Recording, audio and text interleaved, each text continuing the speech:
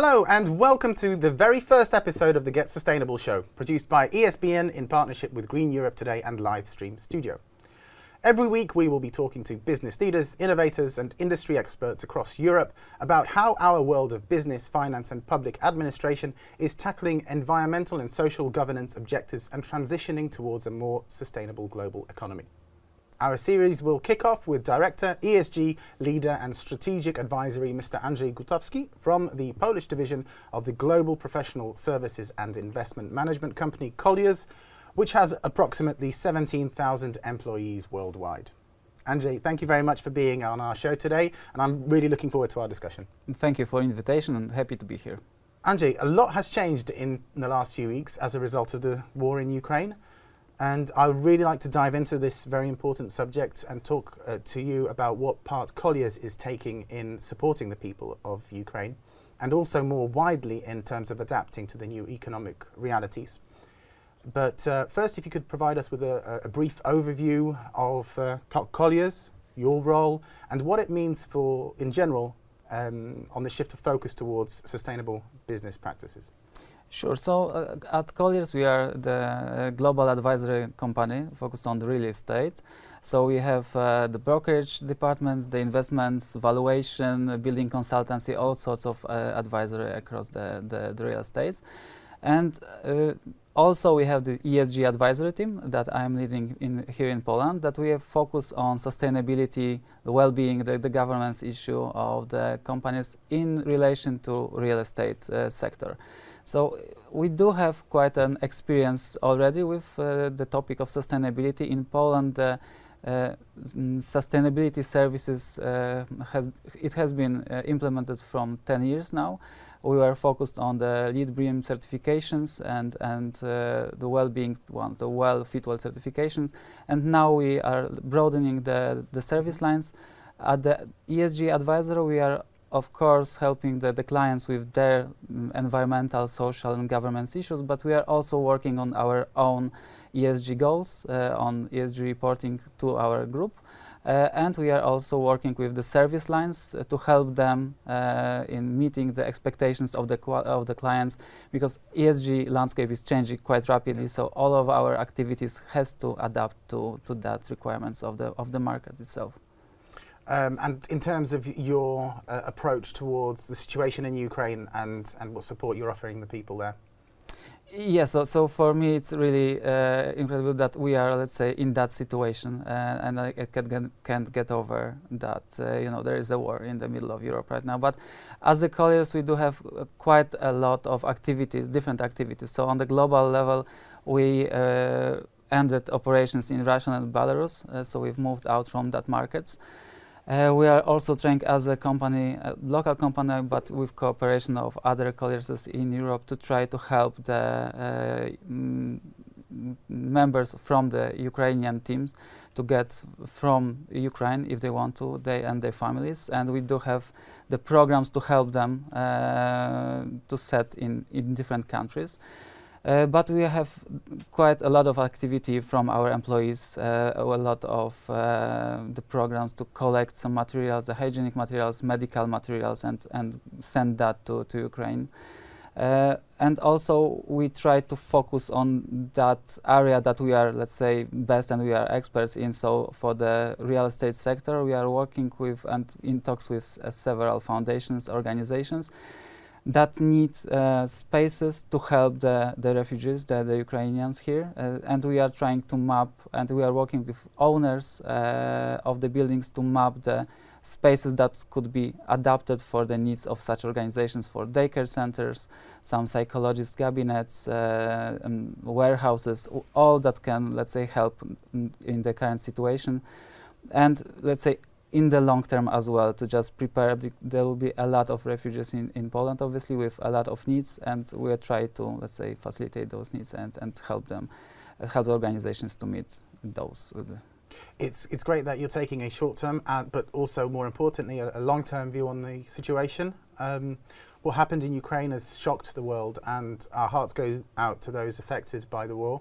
And we can only hope that this global condemnation of Russia's behavior can help bring lasting peace back to Europe as soon as possible.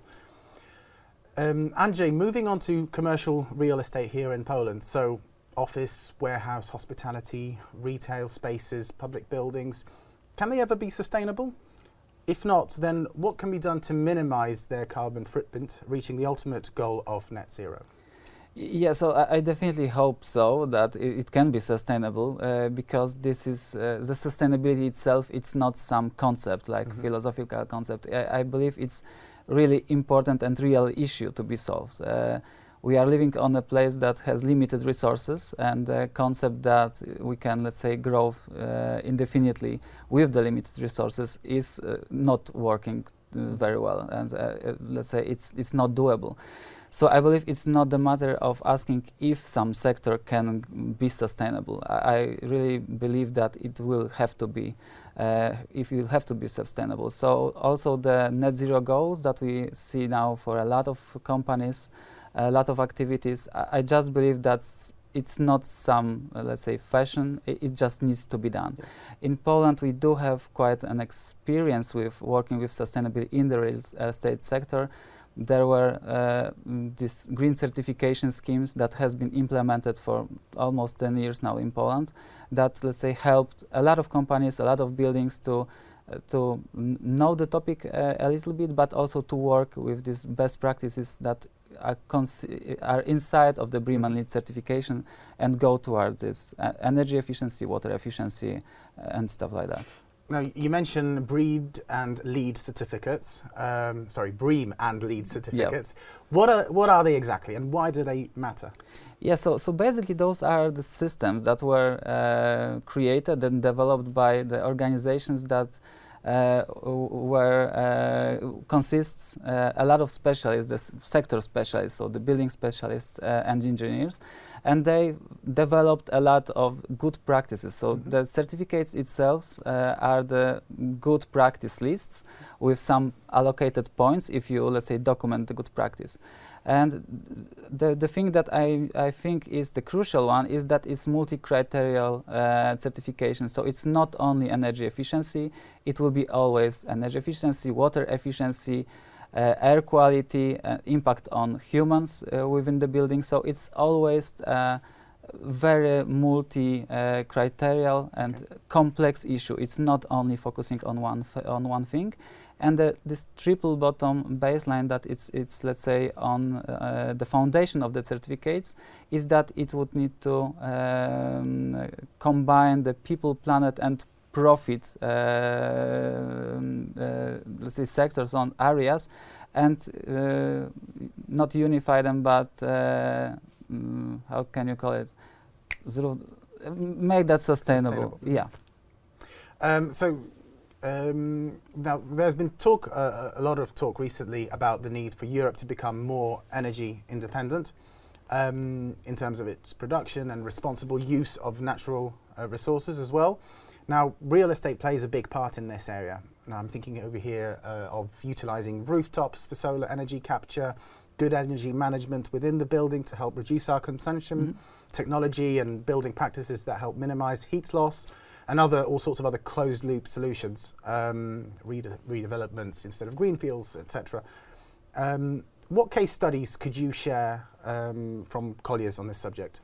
Well, that's a really good and complex question, because all of these things that you've mentioned are like this really not a common, but it's really all those things in combination that should be done.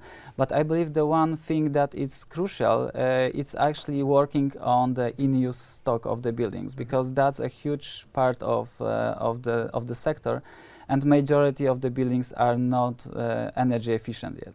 So creating these renovation trends, the deep renovations, and focusing on energy efficiency with the panels or with some other forms of renewable energy is, I believe, is really crucial, and helping to elevate energy efficiency by insulation or better insulation, better systems.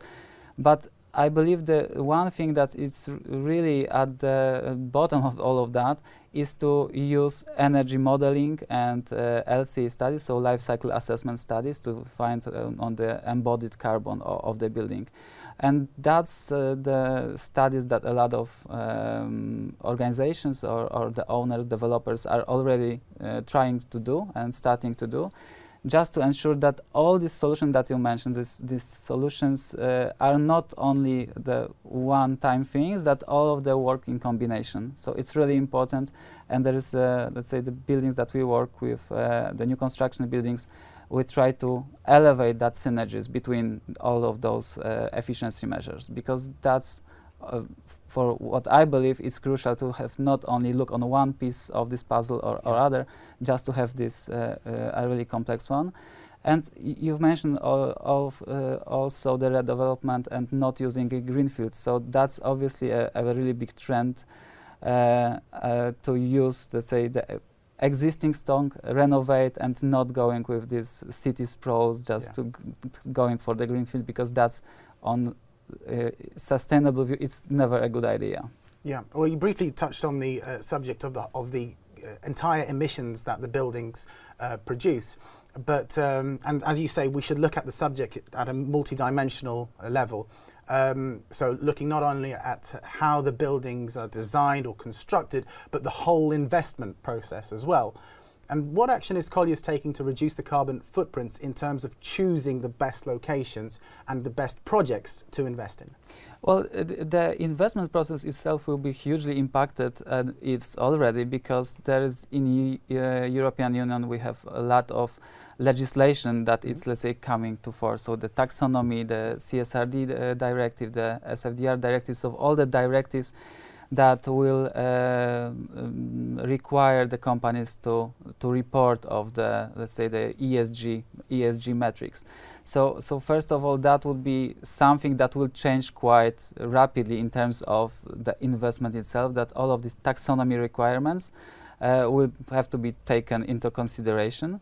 And taxonomy itself is a tool that it's a little bit similar to this BREEAM LEED certification concept, although it's some separate thing, and it's still in development by EU.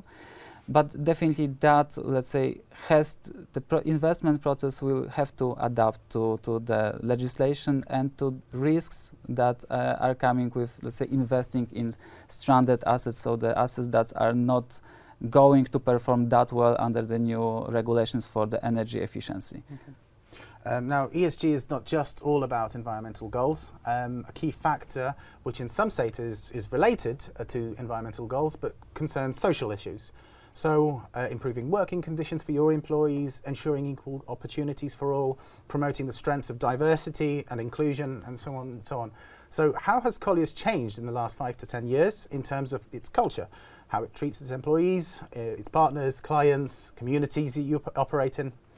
Yeah, sure. So for a lot of time, I work in Colliers for 10 years, so I have to say that time horizon I can see quite well from the inside, let's say. So we always were the company that was focusing on employees in terms of education, on flexibility and diversity.